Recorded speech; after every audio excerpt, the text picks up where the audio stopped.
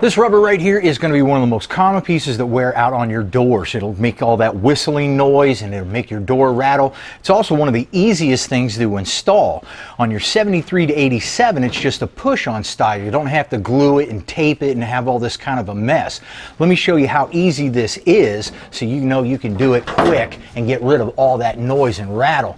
Now, one of the most important things is that when you are going to have this seam right here, you want this seam at the bottom, because if you had it anywhere else, it'd more than likely catch and tear off. Now I'm going to go ahead and start this seam over here just so that you can see what I'm doing. Normally I would start the seam back here a bit because there's no way I'm going to hit it with my feet when I'm getting in and out. So again, I'm just starting over here to show you, but you're going to want to start back here. Now this is so easy to put on. You don't really need to use a little hammer like this, but sometimes I have it just in case. This will just fit on right like this.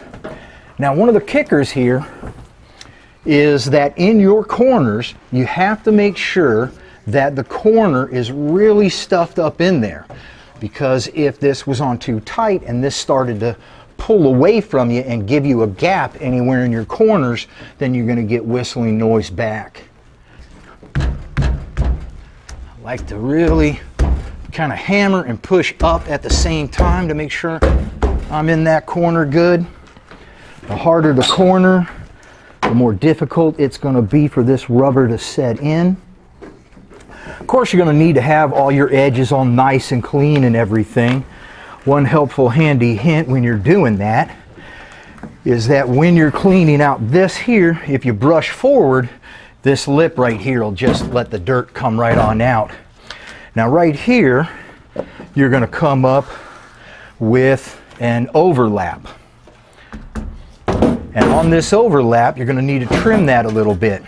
Now you might think to yourself to cut it even, but the problem is that a lot of times the rubber will shrink a little bit and then that gap will start to open up. So what I'm going to do is I'm going to give myself about an inch over, and I'm going to go ahead and cut the rubber just past my joint here.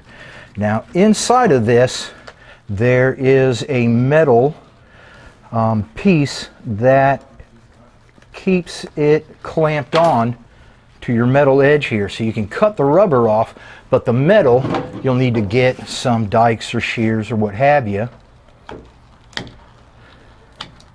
and go ahead and cut that off.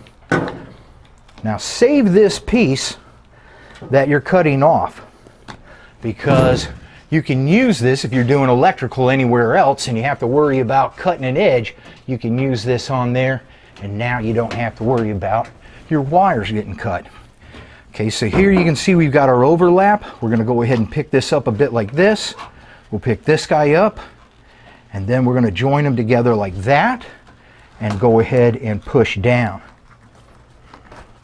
So that little bit of extra will keep us from getting a separated gap right here.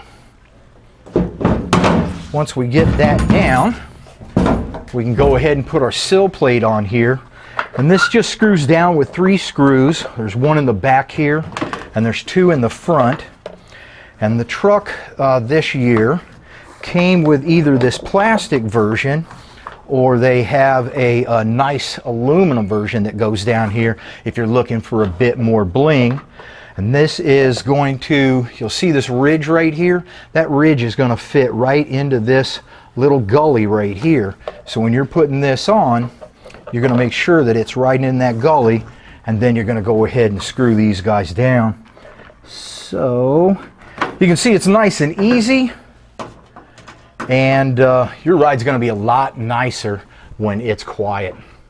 My name's Dave Welch. I'm at the Brothers Tech Center every single week, so I can give you helpful, handy hints to get your truck back on the road. You take heed and you subscribe to our YouTube channel so you can get every single one of them. See you next time, man.